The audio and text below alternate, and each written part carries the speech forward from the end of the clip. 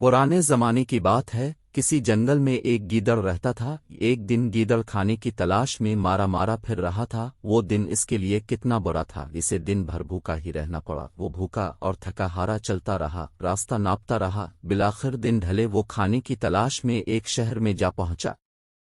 इसे ये भी एहसास था कि एक गीदड़ के लिए शहर में चलना फिरना खतरे से खाली नहीं है, लेकिन भूख की शिद्दत की वजह से ये खतरा मोल लेने पर मजबूर था।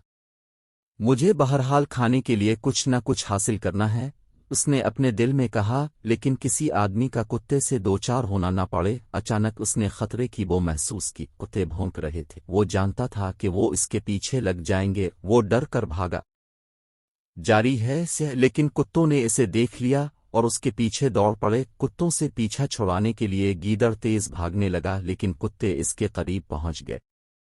गीदड़ जल्दी से एक मकान में घुस गया। ये मकान एक रंगुरेज का था। मकान के सहन में नीले रंग से भरा हुआ एक टब रखा हुआ था। भागते हुए गीदड़ का पांव फिसला और वो नीले रंग से भरे इस टब में गिर गया। कुत्तों ने गीदड़ को ढूंढने की बहुत कोशिश की, मगर इसका कहीं पता नहीं चला।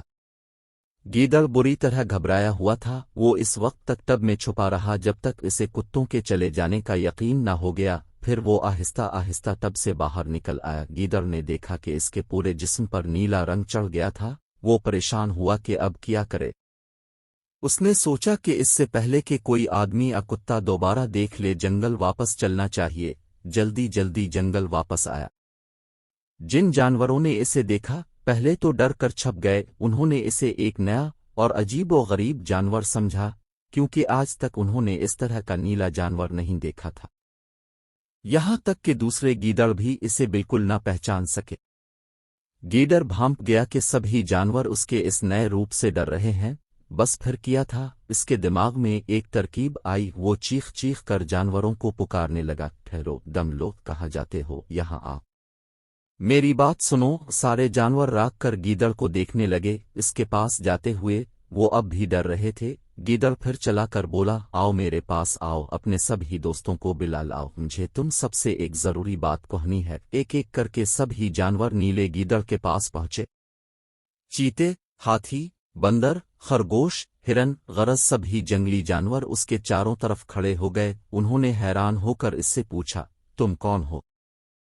चालाक गीदड़ ने झूठ मूठ कह दिया कि मेरा नाम चिया छाओ है। मुझसे डरो नहीं, मैं तुम्हें कोई नुकसान नहीं पहुंचाऊंगा। मुझे इस जंगल में तमाम जानवरों का बादशाह बनाकर भेजा गया है। मैं एक बादशाह की तरह सबकी हिफाजत करूंगा। गीदड़ के जिस्म पर नीला रंग सूरज की रोशनी में बड़ा चमकदार और खूबसूरत लग रहा था। इसका रंग बिल्कुल अनोखा था और ऐसे रंग का जानवर किसी ने नहीं देखा। ये जाने बगैर कि वो किस किस्म का जानवर है, सभी जंगल के जानवरों ने इसकी बात का यकीन कर लिया, इसे अपना राजा मान लिया। वो उसके सामने सर झुकाकर बोले, हमें आपकी बादशाहत कबूल है, हम आपके हुक्म के मुंतजर हैं। नीले गीदड़ ने कहा, तुम्हें अपने बादशाह की अच्छी तरह देखभाल करनी होगी। तुम मुझे ऐसे खाने खिलाया करो जो बादशाह खाता है। जरूर हुजूर वाला। सभी जानवरों ने एक ही आवाज में कहा, हम दिल ओ जान से अपने बादशाह की खिदमत करेंगे। फरमाइए, इसके अलावा हमें और क्या करना होगा? तुम्हें अपने बादशाह का वफादार रहना है। नीले गीदड़ ने जवाब दिया, तभी तुम्हारा बादशाह तुम्हें दुश्मनों से महफूज रख सकता है। जंगल के जानवर इस गीदड़ के लिए किस्म किस्म के मज़ेदार खाने लाने लगे और उसकी खातिर मुदारात करने लगे। गीदड़ अब बादशाह की तरह रहने लगा। गीदड़ को कहीं भी जाना होता तो वो एक हाथी पर बैठकर जंगल में निकलता। इसके दोनों तरफ मुहाफिजों के तौर पर शेर चलते थे। सब जानवर रोजाना इसकी खिदमत में हाजिर होकर उसे सलाम करते, अपनी मुश्किलें इसे बताते।